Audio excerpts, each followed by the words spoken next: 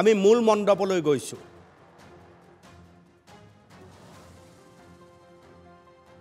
এয়া মূল মণ্ডপত এতিয়া অনুষ্ঠান, য'ত NKTVৰ মুখ্য সম্পাদক মনোজ কুমাৰ গোস্বামীয়ে বক্তৃতা প্ৰদান কৰি আছে।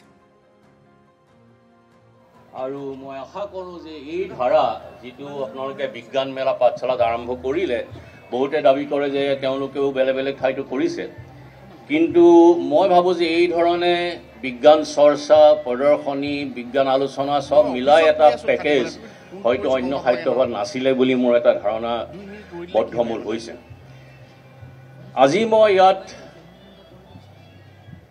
মোক বিষয়টো দিছে বিজ্ঞানে গঢ়া সাহিত্যিক, আৰু বিষয়টো দিয়াৰ কাৰণটো মই বুজিও পাইছোঁ যে আমাৰ অসমৰ আপোনালোকে চাগে জানে যে বিভিন্ন জনপ্ৰিয় সাহিত্যিক যেনে ভৱেন শইকীয়া, সৌৰভ চলিহা, লক্ষ্মীনন্দন বৰা, কুমুদ গোস্বামী, শিলভদ্ৰ, এই আটাইবোৰ, বিপুলজ্যোতি শইকীয়া, এতিয়াৰ আটাইবোৰে কিন্তু পদাৰ্থ বিজ্ঞানৰ পৰা অহা, ফিজিক্সৰ পৰা আহি তেওঁলোকে ইমান সুন্দৰ সাহিত্য, ইমান সুন্দৰ গল্প ৰচনা কৰিছে, ইমান সুন্দৰ উপন্যাস ৰচনা কৰিছে।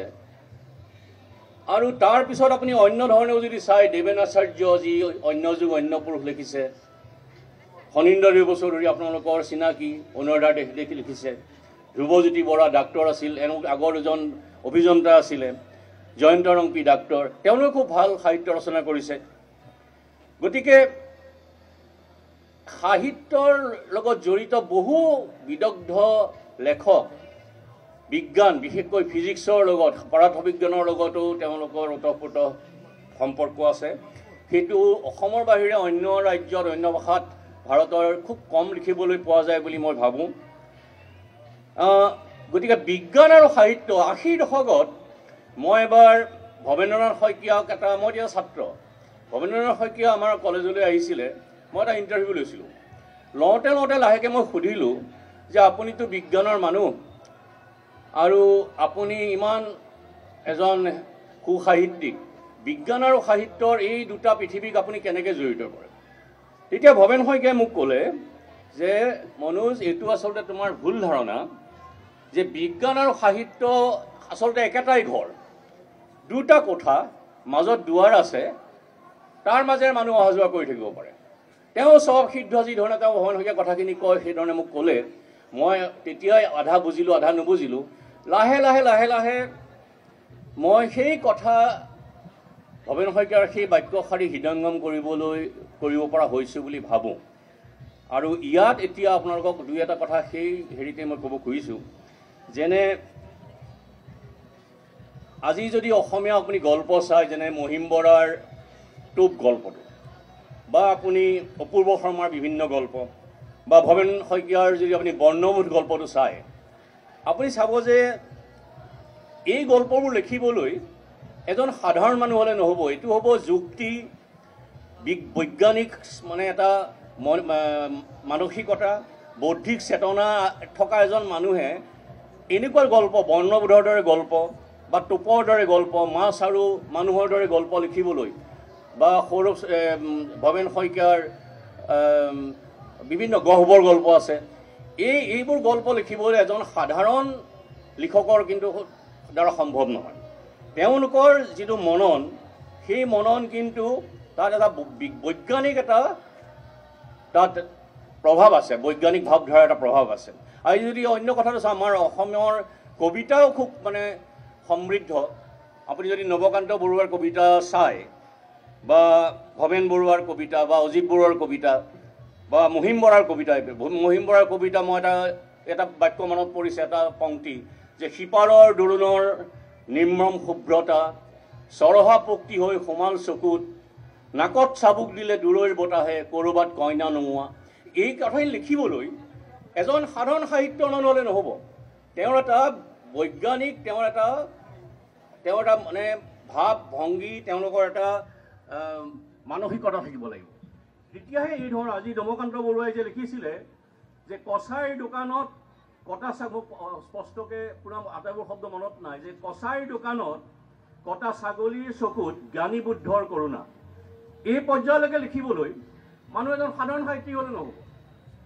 আজি আপুনি যদি চাই নীলমণি ফুকনৰ এটা কবিতা যদি মই আপোনালোকক কওঁ, নীলমণি ফুকনৰ বিভিন্ন জনপ্ৰিয় কবিতা আছে, তাৰে যদি মই মোৰ হাতত থকা এই মুহূৰ্তত মই আপোনাক এটা সাধাৰণ উদাহৰণ দিব খুজিছোঁ যে সেই আৰ্তনাদ আহি গোট মাৰি ৰ'ল মোৰ হাতৰ মুঠিত, কিবা এটা তপত কিবা এটা অদ্ভুত কঠিন, কৰি ৰ'ল এডঙা তেজ এপাচি সেন্দুৰীয়া কল, চিহ্নিত কৰি গ'লো মোৰ পথ উদ্ভ্ৰান্ত এডাল জাঠিৰে, চোৱা চোৱা কেনেকৈ গছবোৰে আলিংগন কৰে সূৰ্যক, প্ৰতিটো মুহূৰ্তই এডঙা তেজ, প্ৰতিটো মুহূৰ্তই এপাচি সেন্দুৰীয়া কল, ঘোঁৰাটো কি দুৰন্ত জঁপিয়াই উঠে নদীৰ দুপাৰত।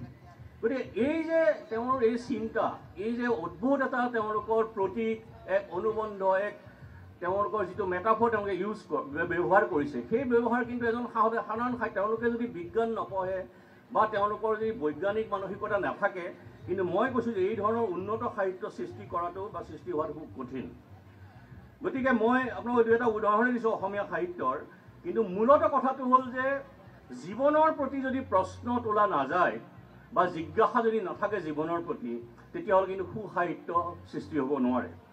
আজি মই এতিয়া সৌৰভ চলিহাৰ স্মৰণৰ কথাখিনি ক'বলৈ অকণমান হ'লেও মই চুই গৈছোঁ। আজি অশান্ত ইলেক্ট্ৰন গল্পটো, অশান্ত ইলেক্ট্ৰন গল্পটো যদি আপুনি আকৌ এবাৰ পঢ়ে, তেতিয়া আপুনি দেখিব যে তাত জ্যোতিবাবু বুলি এটা চৰিত্ৰ আছে যি এজন কমিউনিষ্ট, তাত ৰঞ্জন বুলি এটা চৰিত্ৰ আছে যি অলপ বৈজ্ঞানিক, তেওঁ ফিজিক্স পঢ়িছে, ইঞ্জিনিয়াৰিং পঢ়িছে, বা দেউতাকে গান্ধীবাদী, বেলেগ বেলেগ আদৰ্শ। আজি ৰঞ্জন বিজ্ঞান মানসিকতাৰ বা জ্যোতিবাবু কমিউনিষ্ট আদৰ্শৰ বা তেওঁৰ দেউতাক গান্ধীবাদী আদৰ্শৰ, সৌৰভ চলিহাই নিজৰ চৰিত্ৰটো নিখিল হিচাপে তাত থিয় কৰাইছে।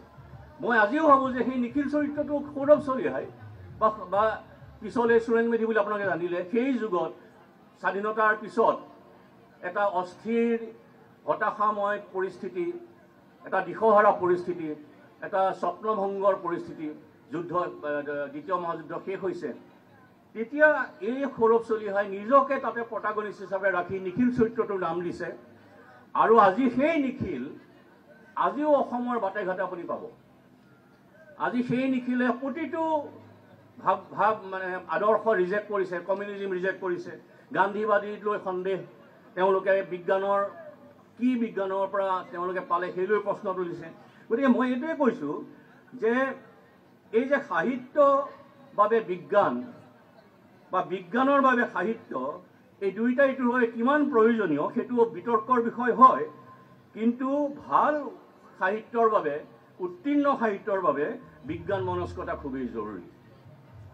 সেয়ে সৌৰভ চলিহাই হওক বা আজি বিশ্ব সাহিত্যৰ ভাৰ্জিনিয়া উল্ফেই হওক বা চেখৱেই হওক বা শ্বেক্সপিয়াৰে হওক, এটা শেষত গৈ পেলাই আপুনি দেখিব যে তেওঁলোকৰ যি এটা চৰিত্ৰ গঢ় লোৱাৰ প্ৰক্ৰিয়া, এটা কাহিনী গঢ় দিয়াৰ যি প্ৰক্ৰিয়া, উপন্যাস গঢ় দিয়াৰ যিটো প্ৰক্ৰিয়া, সেইটো কিন্তু সম্পূৰ্ণ এটা বৈজ্ঞানিক ভিত্তিত তেওঁলোকে কামবোৰ কৰিছিল।